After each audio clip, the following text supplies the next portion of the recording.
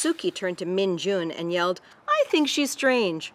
Sandeep Sodhi's book is a multicultural cast of characters, just like her classroom. When I read aloud to the children, they love it when they can hear an ethnic name. Sodhi was a child herself when she and her Indian-born parents immigrated here from England. I remember very, strongly that my father used to say we have to, vote for who was able to bring me to this country, which political party. Good evening, दोस्तों एक बार फिर तुहाडा सारा दा निੱਘਾ स्वागत है programme evening news show ਦੇ ਵਿੱਚ।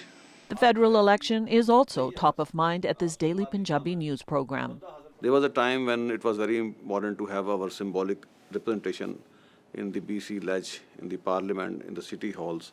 But now things have changed because almost all parties are giving representation to South Asian communities, especially in the ridings with sizable population of South Asians. For example, in BC, it's not unusual to see ridings where all major party candidates are of Punjabi heritage. So then people start raising hard questions. Those questions are largely in line with mainstream issues like housing, healthcare, and the economy, but others are community-specific. Take the Indian community, for example. I think Indian issues continue to cross the oceans and land here. Pockets of the community are actively engaged in the plight of Indian farmers opposed to agricultural reform in that country.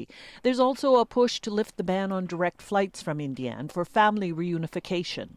Historically, the immigrant South Asian community has been politically aware for decades. It was previous generations here in BC who fought for years to actually win the right to vote in 1947. And since then, its political savvy has been continually evolving. Second generation kids who've never gone to their home country and are born here, have lived here, have settled here, their ideas are also evolving. And I think they will shape how we look at politics as well. It's happening already. I have empathy for what's happening in India. I have empathy for what's happening in other parts of the world, but that should not justify how I'm voting for my leader here in Canada.